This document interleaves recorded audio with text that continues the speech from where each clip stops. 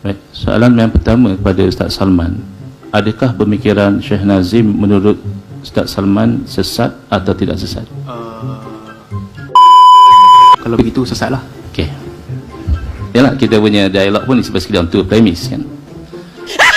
Setuju atau tidak untuk menyesatkan figure yang sebegini memerlukan kajian yang mendalam? Setuju atau tidak setuju? Sebab itulah kita bagi 30 buku sekurang-kurangnya untuk baca dan perlu kajian mendalam untuk menyesatkan orang seperti ini. Baik, setuju. Alhamdulillah.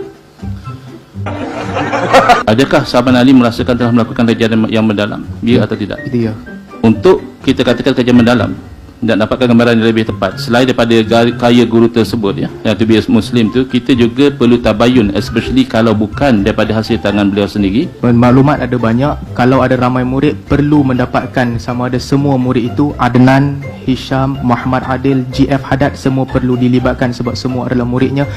Jika ada transkrip ucapan, transkrip itu perlu dilihat autentisitinya. Ustaz Salman sebut ramai tokoh tadi, menghubungi tokoh-tokoh tersebut, dan over and above tokoh-tokoh yang Ustaz Salman sebutkan tadi, menghubungi Syekh rasmi Tarekat Haqqani yang berdaftar secara rasmi di Negeri Sembilan, because kita tahu dia akan membentangkan dan baru didaftarkan. Ada atau tidak secara jujur? Tidak ada keperluan dan jelas turut. Jawapan telah dijawab, tidak ada. Berarti sebelum tu Saudara Salman bersetuju bahawa untuk mendapatkan dapatan yang mantap, yang mendalam ya, dan ada berlaku step-step verifikasi, dan jawapannya tadi tidak dilakukan. Terima kasih. Oh. Ini juga kita agak curious, so kita tanya secara jujur, ketika Ustaz Salman menghantar teks, screenshot dan rujukan kepada LG pada 7 Mei, adakah ketika itu Ustaz Salman sendiri telah membaca semua rujukan yang dihantar tersebut, yang mana bila kita cek is about 24,000 muka surat? Ustaz Salman dah baca sepenuhnya atau tidak? Secara jujurlah. Soalan ni saya suka sebab soalan ni kononnya nak menunjukkan credibility orang yang baca. Tidak, kita ada research team yang go through all that. Ya, maknanya sebagai team dah go through all the 24,000. Honestly, you know that? Yes. Okay. Terima kasih. It's not about your credibility per se. It's about boleh ke kita nak sesatkan Syekh Nazim? Because if you submit and you haven't read these things, then mungkin ada benda-benda yang boleh di-explain oleh tempat yang kita tak read.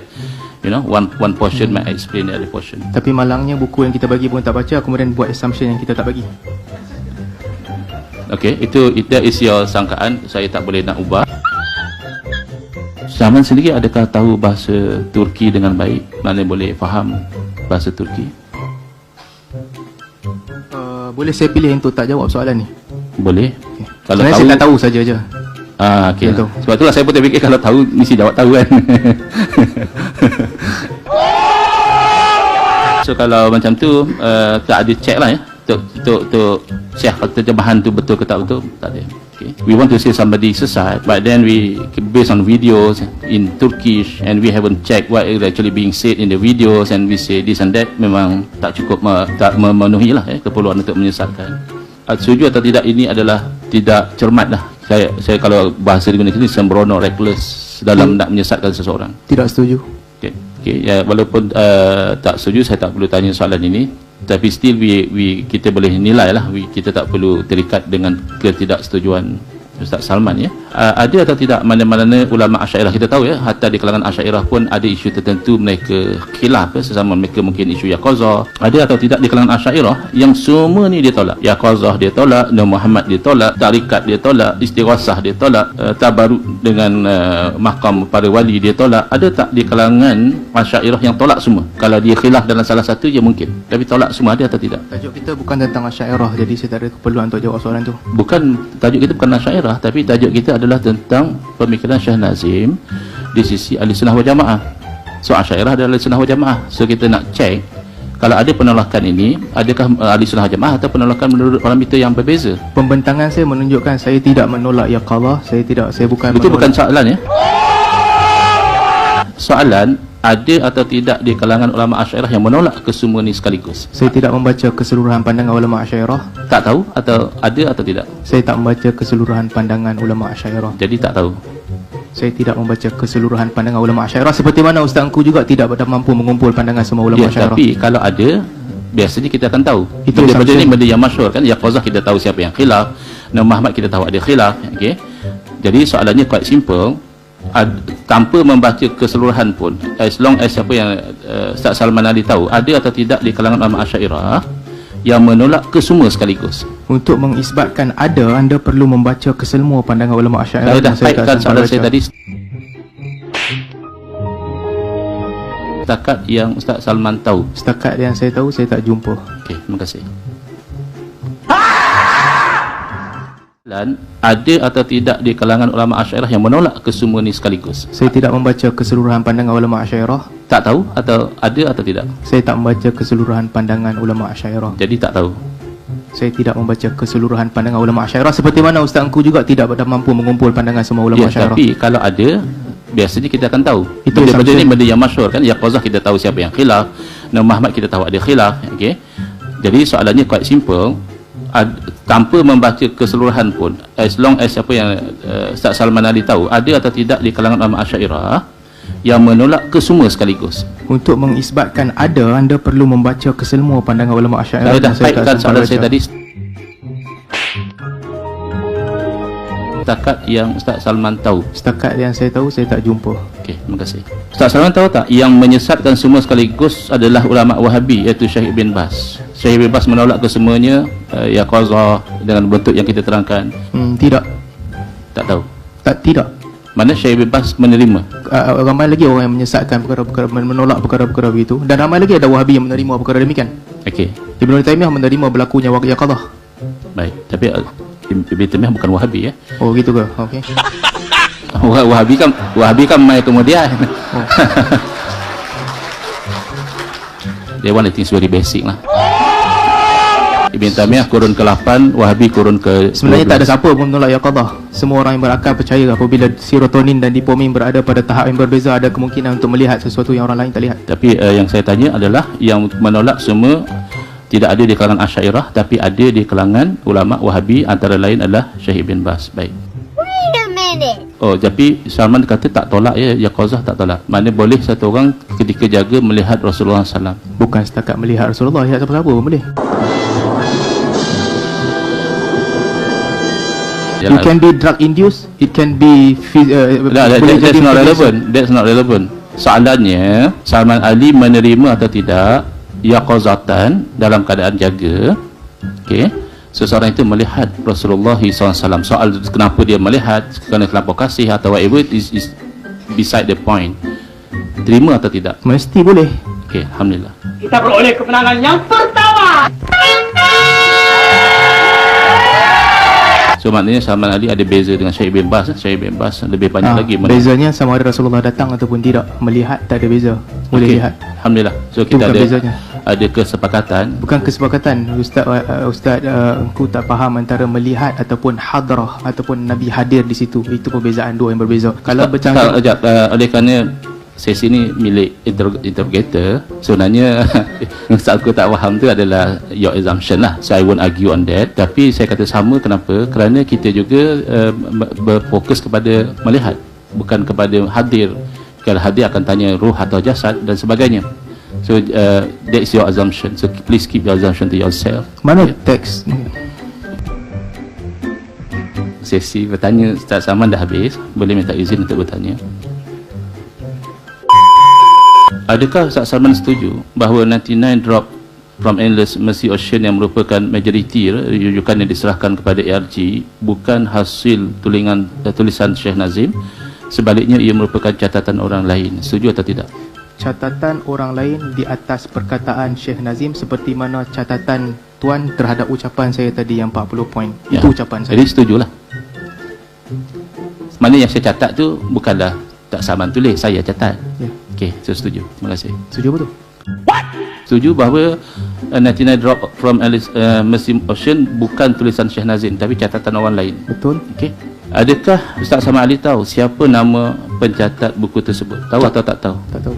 Nama pencatat pun tak tahu nah. Tak tahu. Tapi duk rely banyak kan tentang tu. Sebab Hisham letak dalam website dia, dan Hisham jauh lebih berautoriti daripada Jalsa Turuk Sufi Negeri Sembilan. Tapi cukup berautoriti kah untuk menisbahkan direct kepada Syekh Nazim, confirm tu Syekh Nazim yang cakap lalu dia sesat? Dalam dunia ini 3 orang yang paling dekat dengan Syekh Nazim yang bersih hidup, Hisham, Adil, Adnan, ataupun 3 ataupun 4 ataupun JF Haddad, dan dia salah satu di antara reliable antara 4 yang paling dekat. Okay, dengan Syekh Nazim regardless kerapatan mereka, tetapi mengikut penilaian kami adalah sangat tidak adil untuk merujuk kepada catatan orang lain yang Ustaz Salman tak tahu siapa nama pencatat dia, tahu-tahu oleh kerana orang rapat ada catat lalu mengatakan mesti confirm itu pemikiran Syekh Nazim dan oleh itu sesat. Satu. Yang kedua juga dalam slide yang saya tidak sempat tunjukkan tadi, kita took a step further, iaitu assuming itu memang kalam Syekh Nazim, masih lagi kalam-kalam itu patuh Ahlussunnah wal Jamaah. Macam tadilah Salman assume oleh kerana lepas uzlah boleh jadi dapat satu kelebihan, maka itu bercanggah. That is your assumption. It's not, for us tak ada masalah di sisi Ahlussunnah wal Jamaah. Ustaz Salman tahu apa kaedah catatan yang digunakan oleh orang yang mencatat buku tersebut, by memory atau dia buat rakaman tape atau dia ada salin secara tulisan? Adakah Ustaz Salman tahu atau tidak? Tak ada keperluan untuk saya tahu setelah dia dibentangkan dalam website rasmi Naqsyabandi. Tak tahu. Because kalau by memory, possibility of terlupa itu tinggi. Even kalau kita lihat orang yang terjemahkan sesuatu secara impromptu pun kadang-kadang dia terlupa apa yang seseorang itu bercakap. Kalau rakam, it's more reliable sebab dia can always check back to rakaman. So it's very relevant bahawa di penilaian DLG, that's why kita klasifikasikan sebagai lemah. Tahu atau tidak bahawa dalam buku tersebut tidak dinyatakan secara spesifik konteks ketika catatan itu dibuat? Kalau Ustaz Engku baca buku itu, Ustaz Engku akan tahu konteks sebahagiannya tak ada dan sebahagiannya tak ada. Sebagaimana saya tahu, Ustaz Engku akan tahu kalau Ustaz Engku juga baca buku-buku itu. Baik, jadi saya boleh kata sebagai Ustaz Salman tak tahu secara spesifik lah. Ada beberapa konteks disebutkan, ada tempat disebutkan ke boleh Ustaz Salman bagi contoh yang konteks yang disebutkan? Ada disebutkan ketika beliau berada di tempat tertentu, ketika ditulis oleh sebahagian daripada muridnya di UK apabila beliau memuji dan ada yang tidak diberitahu, jadi kita tak tahulah konteks dia. Ada yang kita tahu, ada yang kita tahu. Okey, terima kasih. Ya, ni ISBN ada tak? Agak simpul soalan dia. Ada atau tidak ISBN untuk buku 99 Drop from Alice Mercy Ocean ni? Dalam mahkamah boleh menang dengan isu teknikal kerana tidak ada di rekod. Tak jawab soalan ya. It's a simple question of ada atau tidak saja.